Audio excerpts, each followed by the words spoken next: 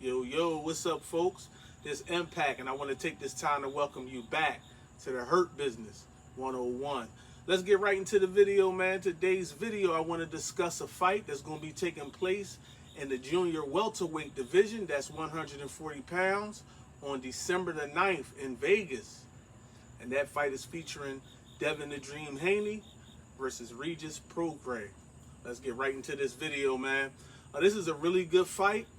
This is not a super fight, but it's definitely a really good fight, a competitive fight, and it's a great contrast in styles, and I like fights like this because sometimes, the suspense in these type of fights, and these are two guys that I believe are going to give us the bull matador type fights, and I do enjoy those.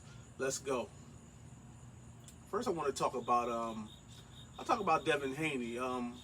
For anybody that's really followed Devin Haney, you pretty much know what we're getting from Devin Haney. Devin Haney is a boxer that's pretty slick, has great hand speed, great foot speed, and also he puts his punches together. He also has a really good jab. He has a really sharp right hand. He does not have the one punch knockout power at all. He's not going to be a guy that you're going to see, just knocking a lot of guys out, but he does have enough power, enough respectable pop to keep guys from just, coming in there and just trying to walk straight through him with disregard. He can sit down on a punch every now and then just to give a guy enough to think about, instead of just rushing straight in on him. He will make you respect him to that degree, but not a whole lot of power there. But where he does excel is his quick reflexes, his hand speed, foot speed, and his ring generalship. He really knows his way around the ring. And for guys that are not, really good at making adjustments or not fast themselves, they're going to always have a problem with Devin Haney because it's kind of hard to track Devin Haney down. He's here 1 minute, he's there the next minute, and he's really good at being deceptive. Like I said, if you don't have that type of if you don't have the hand speed and the foot speed to keep up with the foot speed to just stay in his vicinity, and then the hand speed to catch him with shots before he can escape, because he's good at hitting and dipping before he gets hit. So you definitely got to be pretty sharp to put a hand on him. And we saw Vasyl Lomachenko have some success because Vasyl Lomachenko is really good at he's really good at closing distance with his fast foot speed and then setting a trap himself and stuff like that, and his experience and stuff like that. That's the kind of thing you need. Or I would say like a guy like Shakur Stevenson that's actually sharp enough to see an opening, get there, and score before Devin Haney is able to evade him. You know what I mean? That's just the kind of fighter he is. He's real tricky. So if you're going to fight Devin Haney, you got to be patient and understand that he's going to be difficult to hit. When you do hit him, you got to kind of make it count. Try to cut off the ring against Devin Haney because he's very elusive in the ring. And I look at this thing two different ways. Regis Prograis, he does have the power to hurt Devin Haney. But one thing I noticed about Regis Prograis, and I don't judge a guy based on his worst performances, I just look at the things that he kind of does when I watch him overall. And those are the things that he can't pretty much, that he hasn't changed. These are things that he does consistently every fight. It shows up more so in some fights than others based on the style the guy's fighting. But if you look back at his last fight against Zorilla, when he fought against Zorilla, you notice something. And I also noticed it against Josh Taylor, and I noticed it against other fighters. But those two fighters stand out because they have good boxing ability, good movement, stuff like that. One thing I've seen with Regis Prograis, he does have power. And he does actually know how to cut off the ring pretty good. He's pretty good at trapping his man in certain spots where he wants him so he can go to work. But one thing I noticed about Regis Prograis that I believe is going to show up in this fight is the fact that Regis Prograis, if you can box from the outside and keep your head off the line, Regis is not going to really throw a punch unless he feels as though when he throws that punch, he's going to land it against sharp guys. Because I believe he doesn't like the. I don't think he's. It's like even if the guy doesn't have the most power, I just believe he's trying not to get pot shotted and beat on the cards, as well as nobody likes to just get hit in the face. So he's trying not to get pot shotted. But I don't.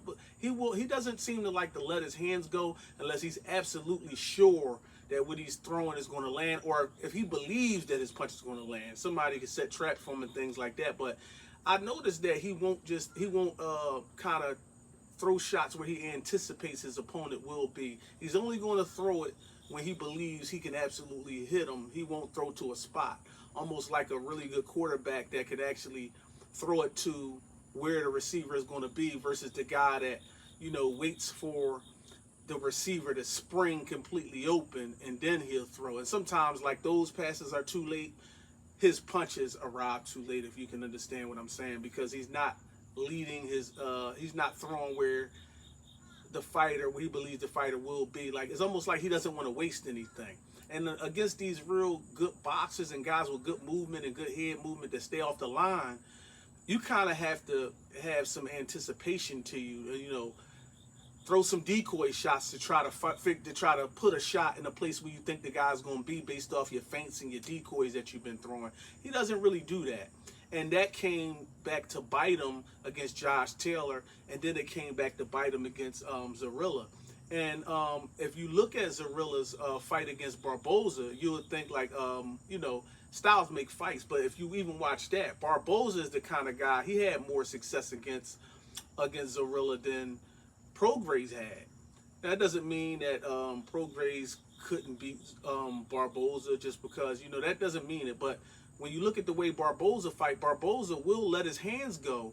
He'll throw shots in areas just to try to open you up in other areas and then send a shot there with no certainty that the shot is going to land, but he's just taking chances at, having good anticipation. Sometimes you're going to miss, and sometimes you're even going to get countered doing that, but he's more willing to do that against guys that are moving. And Prograis has shown himself not to be. So I believe if Prograis can be willing to be sharpshooter, because that's what's going to happen. I think he just got to adapt the mindset that, like, he's fighting against Devin Haney. Devin Haney is going to be the sharper guy. Devin Haney is going to be faster. Devin Haney is going to let his hands go more. And Devin Haney is going to be the mover. So I believe he's just going to have to say, you know what, regardless, I'm not going to win a boxing match against this guy. I need to put some hurt on him. So he's going to have to be willing to take some risks. I mean, Devin Haney is not a big puncher. He's going to have to go out there with a Spartan's mentality, like, I'm here to get dirty. He's going to have to have that attitude that I'm going to do whatever has to be done tonight to get this win done. If I got to get dirty, if I risk being outpointed, oh well, I'm going for it. And I believe that's his only chance. Try to cut off the ring on Haney, try to trap him, try to hit him with something big. If he do hit him and hurt him, he has to pick his punches. Another thing Prograis has a habit of doing is if he catches a guy with a big shot, drops him or hurt him, he will go on an attack and throw shots up and down, just like cliche. It's like a cliche, like go to the body when you get him hurt, go upstairs and downstairs. He will vary his attack, but he doesn't pick his punches. He would be better suited to throw punches upstairs and down, but place them and concentrate more on his placement than just winging the shots to try to get the job done if he gets Devin Haney hurt. Devin Haney just has to be Devin Haney. Box, move, use his jab, counter when opportunities present itself, stay out of harm's way, and I think he'll be successful. My prediction for the fight is ultimately Devin the Dream Haney winning by a decision. I don't see a chance at all in him stopping Prograis, so if you are a betting man, I would bet decision on Haney. I bet it will be a unanimous decision, by the way. I don't think Prograis will be willing to do what I said, and I believe he will leave a lot of bullets in the chamber. I believe he really needs to empty his clip in this fight and deal with the consequences, but however, I think Devin Haney will be a little bit too elusive and beat him on points. And that's my prediction. Devin Haney, unanimous decision. I want to thank you guys for tuning in to another edition of the Hurt Business 101. And you know what they say, it's no business like show business. But I say it's no business like the hurt business. 101. Done.